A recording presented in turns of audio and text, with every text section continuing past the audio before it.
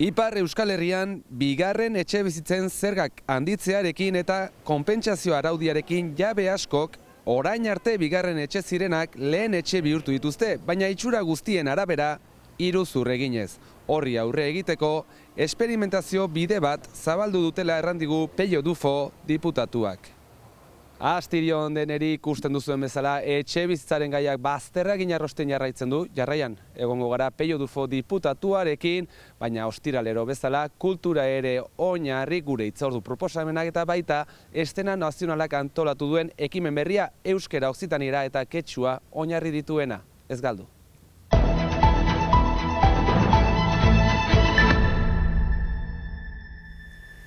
Ipar Euskal Herrian bigarren etxe bizitzen zergak handitzearekin eta konpentsazio arauarekin jabe askok eta askok orain arte bigarren etxe zirenak lehen etxe bihurtu dituzte, baina itxura guztien arabera iruzur eginez. Horixe salatu du Pello Dufo diputatuak eta Asamblea Nazionalean emendakin bat proposatu du etxe bizitza horien iruzur horiek kontrolatzeko. Izan ere, konpentsazio legearekin batera, bigarren erresidentzia duten jabe askok aldaketa nabarmena egin dute eta euren lehen etxe bizitza dela deklaratu dute legeari iskin egiteko. Etxe bizitza faltsu horiek sekurako ondorio latzak baituzte herriko etxeentzat, herri elkargoarentzat eta tokiko biztanleentzat. Horretarazten dut, horiek konkurentzian direla tokiko biztanleekin, hemen lan egiten dutenekin, horiek ez dutelarik etxe bizitzarik atxamaiten. Ia 5.000 etxe bizitzetan eginda horrelako aldaketa gehienak Biarritzen eta horregatik salatu du Dufok egoera naiz eta asamblean emendakinak gibelera bodatuten. Hala ere, esperimentazio baten bidea zabalik utzi dute eta elkargoan horixe aplikatzea aurre ikusten da. Esperimentazio edo hitzarmen berezi bat lujaldearekin ikusteko nola kontra eraso bat ereman, fenomeno horren kontra 5.000 pasa etxe bizitza, bigarren etxe bizitza, lehen etxe bizitza bilakatu dira. 5.000 pasa sekulakoa da eta ondorio handiak baitu eta sekulako diruzama handi bat, azkenean ez da kutsetan sartzen, aipatzen da 3 milioi euro pasa hemen Ipar Euskal Herrian eta hori ez da onargarri eta miliar bat da frantses estatu osoan. Orduan, bada zinez horren kontra egiteko manera bat eta bide beretik segituko dugu. Iruzurrak atzemateko eta frogatzeko zerga zerbitzuen laguntza behar dute eta hori da Dufo diputatua bultzatzen ari den ekimena.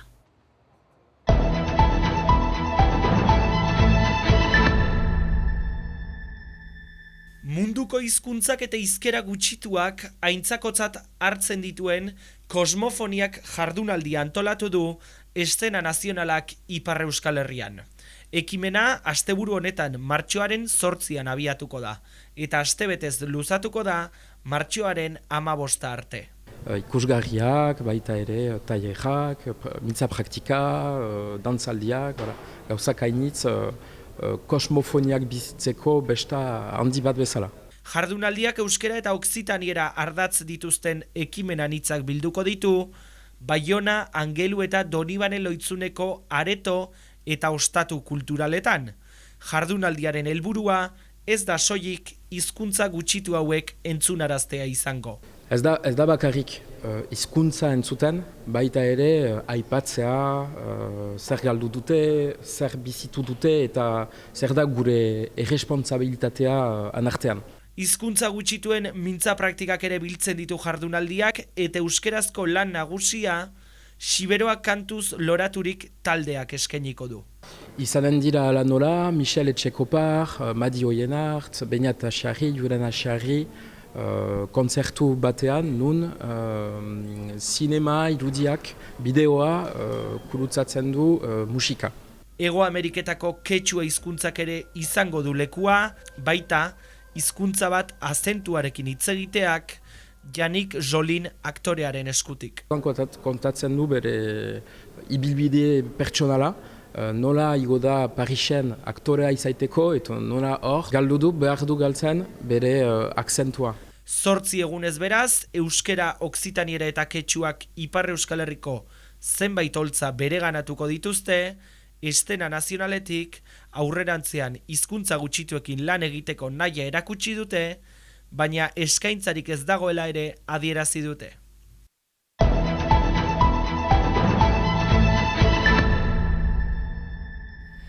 Ikusentzuleok, iritsi da ostirala eta beraz hainbat proposamen, asteburu hontarako eta hitzaldi batekin hasiko gara. Frank, nora eramango gaituzu? Uztaritzerat, Mikel Epaltza ezaguna dugu, ajantzalean marinela baita, eta frantziako kazetari batek idatzi du bere biografia, frantsesez, euskararat itzuli duten gizonen ajantzalea, eta horren inguruan beraz mintzatuko zaigu Mikel Epaltza, ezaguna dugu, jende hainitzek miresten duen gizona da, ekarpena handia egin baitu, eta ez bakarrik erlijio mailan, baizik eta euskal gintzari ere bai, euskarari, euskal herriari, bakeari, ingurugiroari ere, eta jantza munduari, eta horiek oro eta gehiago aipatuko dituzte, beraz gaur atxalde honetan 6:00 Lapurdi-gelan Uztaritzen. Eta bi hitzordu baten prezioan, batetik mintzaldi hori, baina baita ere irudietan ikusten duzuen Akelarre musika taldearen dokumentala, ez dira tauletarat itzultzen, hori behar bada etorriko da noizbait eta hori ere aipatuko dugu, baina hortxe ikusten duzue, FIPADok sailan erakutsi zuten dokumentala, orain erri dabil, eta bihar arratsaldeko 6:30 kanboko zineman hori ikusteko parada izanen da, beraz hor ere musikarien ibilbidea, ekarpen haundia ere, eta oroizapen frango hainitzen zat, musikazale hainitzen zat, bihar 6:30 kanbon, eta iduritzen bazaizue, elduden larun batean, ondoko hastean beraz, Dona Paleun izanen da, beraz, Akelarre talde mitikoari buruzko dokumentalan erea. Mila esker, musika pantailetan eta musika baita ere zuzenean, horixe proposatuko diguzuzuk, ez da, Aitor? Musika eta hasteko bertsoak ere dakizun bezala, beti erraiten dugu, maite dugu bertsoa, eta bertso aperitifia izango dugu Arrosan, Elgetenian, bi bertsolari zoragarrirekin, Silabako finalean ikusi genituen biak, Elisabete Etxandi eta Miren Artetxe, bi emazte, gai jartzaile, baxena fartar batekin, hau ere, Silaban ibilizena, Xalbat Altzugararekin, hain justu, hori arratsaldeko 8:00 izango da nerea, bertso saioa, bertso aperitifa, baina diozun bezala, asteburu bete-betea dugu, kontzertua ditugu Ezkerre Eskuin, eta fite-fite hainbat aipatuko ditut, denak aipatzerik ez baitago, baina batetik Maskak taldea izango dugu, hau ere gaur bertan, Ezpeletan, merkatu estalian, dakizuen bezala, Lapurdiko rock taldea, izugarrizko arrakasta izaten ari dena, eta merezi duena bertara joatea, bertxotara joaten ez bazarete, eta ostiraleko hitzorduak haseta, larun baterako ere, baditugu beste hainbat azen olako asteburua dugun. Batetik, arratsaldeko 5:00 Hendaian Gaztelu Aretoan, Krasma, The Border Kids, Labasu, Odei, eta RTZ kolektiboa izango ditugu, aste honetan bertan gainera RTZ kolektiboarekin mintzatzeko parada izan dugu, disko berria plazaratu dutelako, eta beraz, esan bezala Gaztelu gelan, arratsaldeko 5:00 bihar zuzenean ikusteko aukera izango dugu, rocketik rap doinuetara pasa, eta pixka bat doinu gozoagoak nahi badituzue, pixka bat beranduago, eta ez osurrun, Urruñan arratsaldeko 6:30 Zaren Azarelako DJ Isano eta berako artista handi bat, Janus Lester ere izango ditugulako 15 eta 12 euroren truke. Eta askoz gehiago ere aipatuko nizkizuken erea, baina denaz nahi batuk, ala ere esan korrika badator, eta korrika kulturalaren karietara ere, hainbat eta hainbat hitzordu ditugula Ezker Eskuin Ipar Euskal Herri osoan.